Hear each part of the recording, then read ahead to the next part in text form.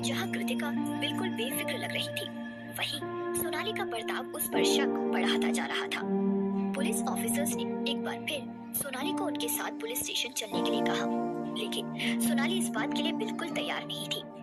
अनिकेत उसे समझाते हुए बोला, डरो नहीं, जब तुमने कुछ किया ही नहीं तो तुम्हें कुछ नहीं होगा। मैं तुम्हारे साथ पुलिस स्टेशन चलता हूँ। अनिकेत जानबूझकर ड्रामा करते हुए बोला। जाते जाते अनिकेत कृतिका की तरफ गुस्से से देखते हुए बोला, कृतिका, शर्म आनी चाहिए तुम्हें। अपनी छोटी बहन के साथ कोई ऐसा करता है? जो किया है तुमने किया है, इसलिए तुम बच नहीं सकती।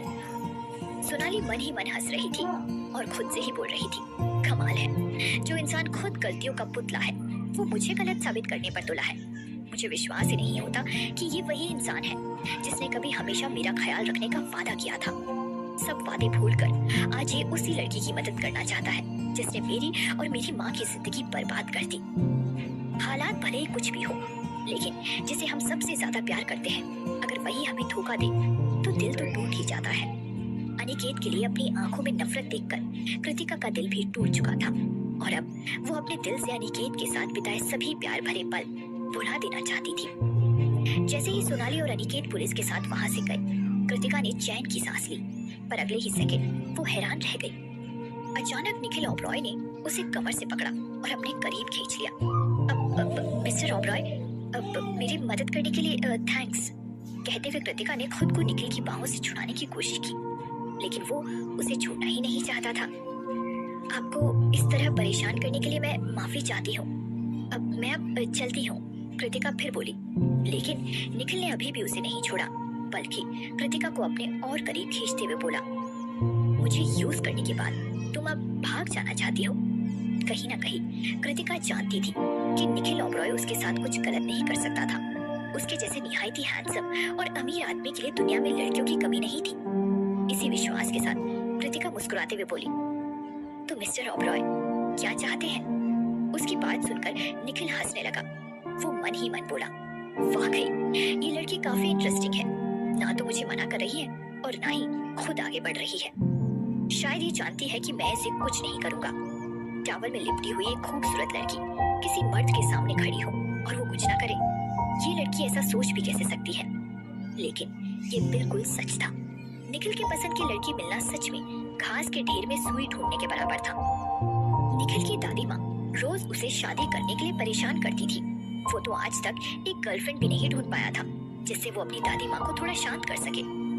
ऐसा नहीं था कि निखिल को लड़कियां पसंद नहीं थी, लेकिन आज तक निखिल को ऐसी कोई लड़की नहीं मिली जो उसके दिल को छू सके। लेकिन उसकी बाहों में इस वक्त जो लड़की थी, उसने निखिल के दिल पर जैसे कब्जा कर लिया था। निखिल का दिल आज खुद को रोकना नहीं चाहता था।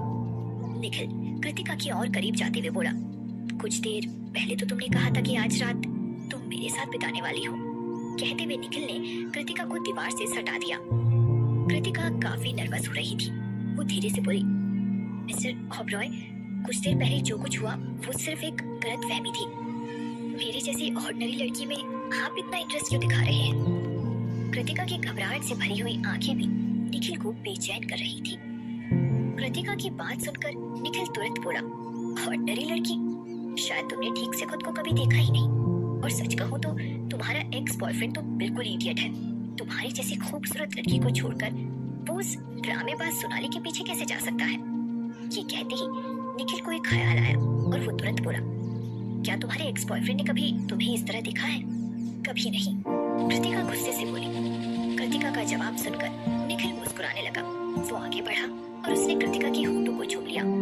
कृतिका उसे रोक ही नहीं पाई। उसका दिल जोर जोर से धड़क रहा था। निखिल की गहरी काली आंखें कृतिका के मक्खन जैसे गोरे बदन से हटी नहीं रही थी।